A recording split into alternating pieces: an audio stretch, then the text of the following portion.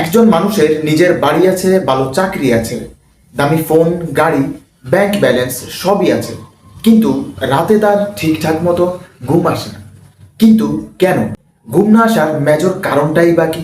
বাস্তবতা হচ্ছে আমরা এমন একটা সময়ে এসে উপনীত হয়েছি যেখানে মানুষ আগের চেয়ে অনেক বেশি স্বাচ্ছন্দ্যে আছে, কিন্তু একই সঙ্গে বেড়েছে দুশ্চিন্তা, অস্থিরতা আর মানসিক ক্লান্তি।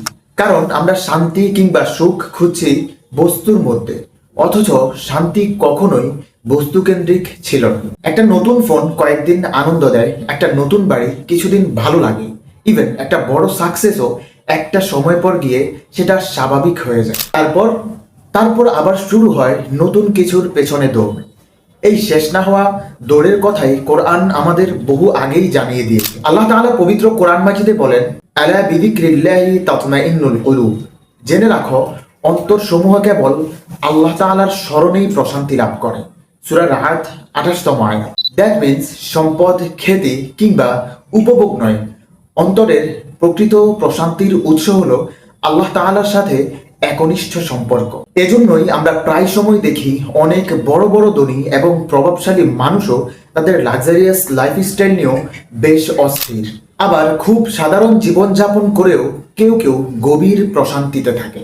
সো পার্থক্যটা সম্পদে নয়, বরং পার্থক্যটা অ্যাকচুয়ালি মানুষের হৃদয়ের অবস্থায়। হয়তো আমাদের জীবনে সুখের কোনো অভাব নেই, অভাব হচ্ছে এমন একটা হৃদয়ের যে হৃদয় তার রবকে স্মরণ করে। যেদিন আপনি বুঝতে পারবেন দুনিয়ার শান্তির ঠিকানা নয় বরং পরীক্ষার ঠিকানা, সেদিন থেকেই আপনি প্রকৃত শান্তির পথ খুঁজে পাবেন। আপনি কি মনে করেন আজকের সময়ে মানুষের সবচেয়ে বড় অভাবটা কি?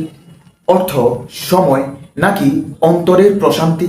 কমেন্ট সেকশনে আপনার মূল্যবান মতামত জানিয়ে দিতে পারেন। এই ধরনের বাস্তবমুখী এবং ইসলামিক ডকুমেন্টারি ভিডিওস পেতে আমাদেরকে ফলো এবং সাবস্ক্রাইব করে রাখুন। শুকরান জাযাকুমুল্লাহ। আসসালামু আলাইকুম।